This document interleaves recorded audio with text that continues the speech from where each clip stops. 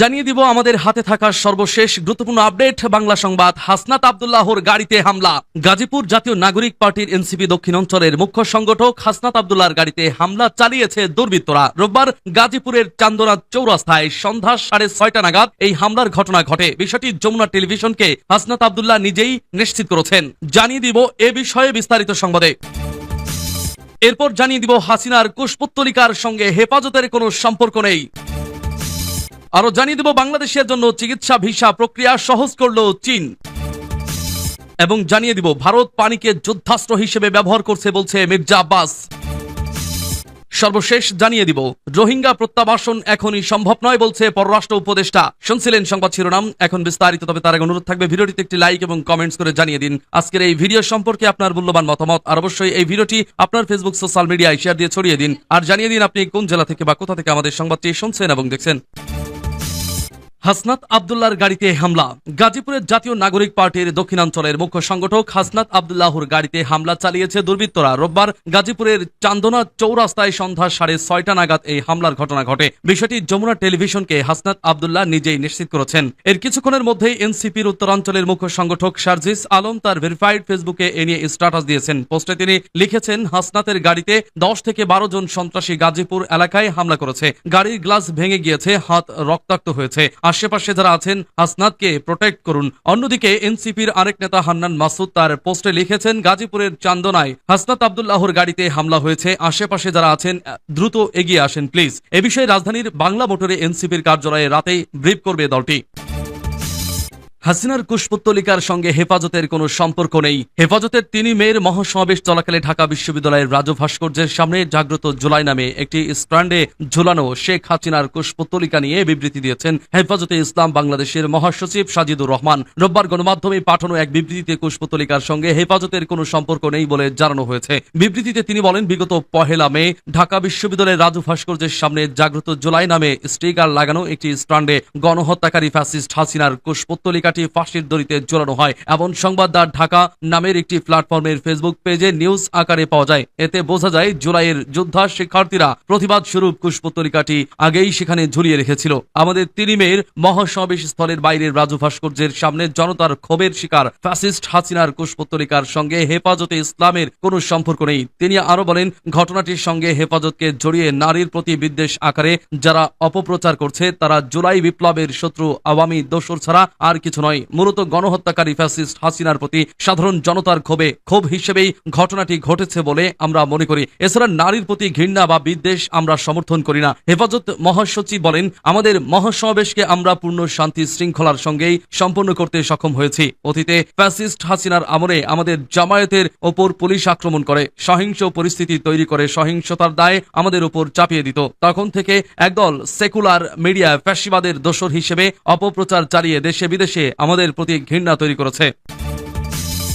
বাংলাদেশের জন্য চিকিৎসা ভিসা প্রক্রিয়া সহজ করল চীন। চীনে চিকিৎসা গ্রহণে ইচ্ছুক বাংলাদেশিদের জন্য বিশেষ সুবিধামূলক গ্রিন চ্যানেল ভিসা ব্যবস্থা চালু করেছে ঢাকাস্থ চীনা দূতাবাস। রোববার বাংলাদেশে অবস্থিত চীনা দূতাবাসের ওয়েবসাইটে এক বিবৃতিতে এসব তথ্য জানানো হয়। বিবৃতিতে বলা হয়, গত মার্চে বাংলাদেশের অন্তর্বর্তীকালীন সরকারের প্রধান উপদেষ্টা ডক্টর মোহাম্মদ ইউনূসের চীন সফরের সময় দুই দেশের নেতাদের মধ্যে স্বাস্থ্য সহযোগিতা বৃদ্ধি এবং কর্মী বিনিময় সহজ করার বিষয়ে যে ঐক্যমত্য হয়েছিল তারই অংশ হিসেবে এই পদক্ষেপ নেওয়া হয়েছে। এই ব্যবস্থার অধীনে চিকিৎসা ভিসার জন্য আবেদনকারীদের নথিপত্রের প্রক্রিয়া আরো সহজ হবে, ফলে দ্রুত ভিসা দেওয়া যাবে। নতুন এই ব্যবস্থার আওতায় অনুমোদিত স্থানীয় বাংলাদেশি ট্রাভেল এজেন্সিগুলো এখন চীনে চিকিৎসার জন্য ভ্রমণকারীদের ব্যাংক ডিপোজিট সার্টিফিকেট এবং রক্তের সম্পর্ক প্রমাণস্বরূপ গ্যারান্টি পত্র ইস্যু করতে পারবে। এর ফলে আবেদনকারীদের বাংলাদেশ পররাষ্ট্র মন্ত্রণালয় কর্তৃপক্ষ অনুমোদিত সার্টিফিকেট দাখিল করার বাধ্যবাধকতা থেকে অব্যাহতি দেওয়া হয়েছে। অনলাইনে আবেদনপত্র জমা দেওয়ার সঙ্গে সঙ্গেই অগ্রাধিকার ভিত্তিতে সেগুলো পর্যালোচনা করা হবে। ভিসা সেন্টারে চিকিৎসা ভিসার জন্য একটি বিশেষ কাউন্টার স্থাপন করা হয়েছে,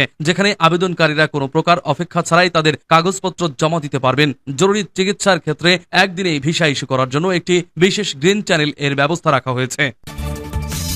চাটুকর হাসিনা না থাকলে তিস্তার পানির হিস্সা আগেই আদায় হতো। বিএনপির স্থায়ী কমিটির সদস্য মির্জা আব্বাস বলেছেন, শুধু তিস্তা নয়, বাংলাদেশের 54টি অভিন্ন নদীর পানি বন্ধ করে দেওয়া হয়েছে। আমরা অনেক আগেই তিস্তার পানি হিস্সা আদায় করতে পারতাম যদি হাসিনার মতো চাটুকার সরকার দেশে না থাকতো। পানি নিয়ে তারা কোনোদিনই কথা বলেনি। অভিন্ন নদীর পানি নিয়ে আমরা বলছি ও সিলেটের ইলিয়াস আলী বলেছিল। সোরমান নদীর বাঁধ নিয়ে আন্দোলন করায় ইলিয়াস আলীকে গুম ও হত্যা করা হয়েছে। ভারত কখনো প্রতিবাদী মুখ সহ্য করতে পারে না। রবিবার বিকেলে নগরীর শাপলা চত্বরে তিস্তা নদী রক্ষা আন্দোলনের ডাকে তিস্তা মহাপরিকল্পনা বাস্তবায়নের দাবি গণযাত্রা পথের আগে সমাবেশে তিনি এসব কথা বলেন। মির্জা আব্বাস বলেন, আমরা চোখের পানিতে কারো কিছু চাইব না, আমরা বকশিস চাই না, আমরা ভিক্ষা চাই না, আমরা হিসাবের পাওনা চাই। আমাদের হিসাবের পাওনা দিতে হবে, আজ না হয় কাল কিংবা পরশু। যে আন্দোলন শুরু হয়েছে তা আর থামানো যাবে না। আমরা একটি সরকারের অপেক্ষায় আছি, যে সরকার মানুষের কথা বুঝবে, মানুষের দাবি পূরণ করবে।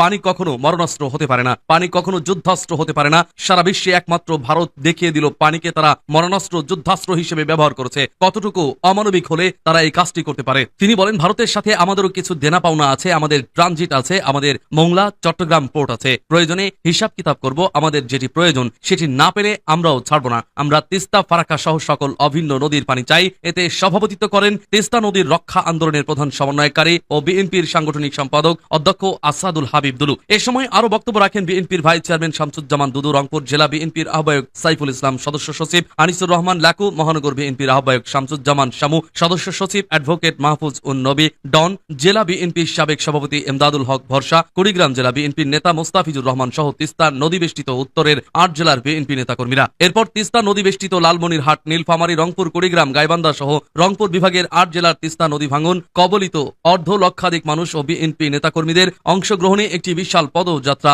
নগরীর গ্রান্ড হোটেল মোড়, প্রেস ক্লাব, জাহাজ কোম্পানি মোড়, পায়রা চত্বর, সিটি বাজার, কাছারি বাজার হয়ে জেলা স্কুলে গিয়ে শেষ হয়। পদযাত্রায় তিস্তা নদী রক্ষায় নানা দাবি সম্মিলিত ব্যানার, ফেস্টুন, জাতীয় পতাকা হাতে আন্দোলনকারীরা অংশ নেন।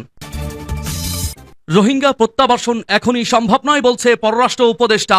মিয়ানমারের চলমান গৃহযুদ্ধ দেশটির অভ্যন্তরে বিভক্তি এবং বাস্তুচ্যুত জনগোষ্ঠীর নিরাপত্তা ও নাগরিকত্বের নিশ্চয়তার অব্যাহত অনুপস্থিতির কারণে রোহিঙ্গা প্রত্যাবাসন এখনই সম্ভব নয় বলে জানিয়েছেন পররাষ্ট্র উপদেষ্টা মোহাম্মদ তৌহিদ হোসেন। রোববার বাংলাদেশ ইউনিভার্সিটি অব প্রফেশনালস বাংলাদেশে আশ্রিত রোহিঙ্গাদের প্রত্যাবাসন, আঞ্চলিক নিরাপত্তার ওপর প্রভাব এবং ভবিষ্যৎ শীর্ষক এক সেমিনারে দেওয়া বক্তব্যে তিনি এসব কথা বলেন। তৌহিদ হোসেন বলেন, রোহিঙ্গাদের অবশ্যই মিয়ানমারে ফিরে যেতে হবে।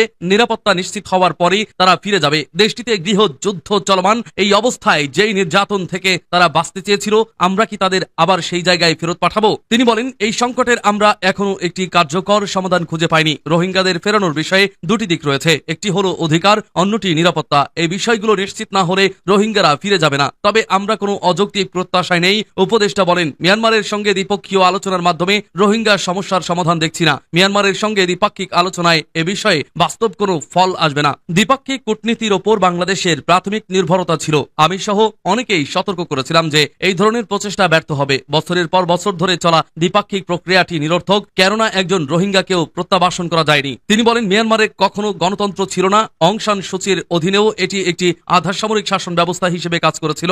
আমরা এখন যা দেখছি তা হলো পূর্ণাঙ্গ গৃহযুদ্ধ। মিয়ানমারের এখন মূল অংশীদার সামরিক জান্তা, আরাকান আর্মি এবং জাতীয় ঐক্য সরকার।